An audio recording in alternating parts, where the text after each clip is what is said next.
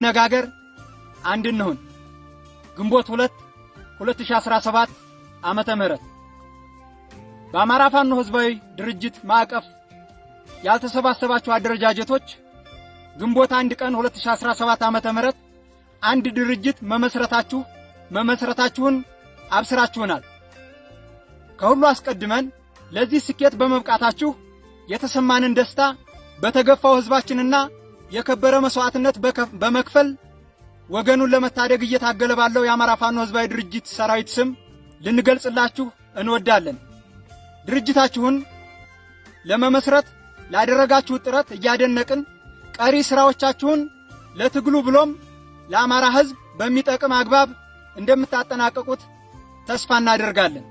የህዝባችን ትግል ባጠረ ጊዜና አላግባብ ባልበዛ መስዋዕትነት ከግቡ እንዲደርስ በጠንካራ አደረጃጀትና በጠንካራ የትግል መስመር ሊመራ እንደሚገባው ሁላችንም እንደምንስማማ እንረዳለን።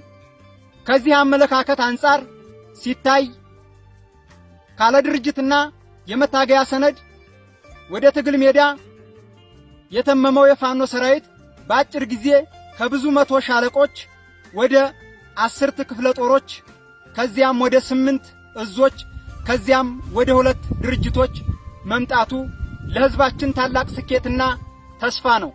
ይህ ዛሬ የምናወሳው ስኬት ሁላችንም የምንመኘው የህዝባችንን የነጻነትና የእውነተኛ ሰላም ፍላጎት ለማሳካት አንድ ወሳኝ እርምጃ እንደሆነ እንረዳለን።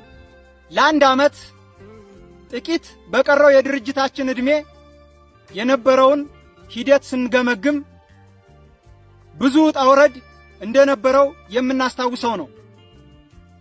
ይህም ያስተማረን አንድ ነገር ቢኖር የሁለቱ ድርጅቶች መመስረት ስኬት የሚሆነው ሁለቱ ድርጅቶች ከተቻለ በተዋሃደ ካልሆነም በተቀናጀ ይህም ካልሆነ ቢያንስ በተናበበ አካሄድ ትግሉን ሲመሩት ብቻ መሆኑ ነው። ይህ መሆን ካልቻለ የህዝባችንን መከራ ከማሳጠር ይልቅ ወደ ማርዘም ከማቅለል ይልቅ ወደ ማክበድ የዘመናት ጥያቄዎችን ከመመለስ ይልቅ ተጨማሪ ጥያቄዎችን ወደ ማዋለድ እንዲያሽቆለቁል ምክንያት እንዳንሆን ከባድ ኃላፊነት እንደተሸከምን ለአፍታም ልንዘነጋው አይገባም። ስለሆነም እስካሁን የተጓዝንባቸው መንገዶች የተለያዩ ቢሆኑም ለህዝባችን ዘላቂ ጥቅሞችና ክብር ስንል ግንኙነታችን አንዱ ለአንዱ በሚኖረው ዕውቅና መከባበርና በተቻለ መጠንም መተባበር ላይ የተመሰረተ እንዲሆን ጥሪያችንን እናቀርባለን።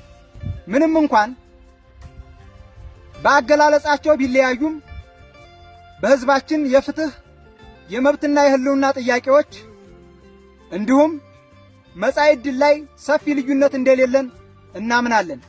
በመሆኑም በአንድነት መንፈስና ወደፊት በማሰብ በጋራ ልንጠቀምባቸው በምንችላቸው ሰፊ ዕድሎች ላይ እንድናተኩር እናሳስባለን።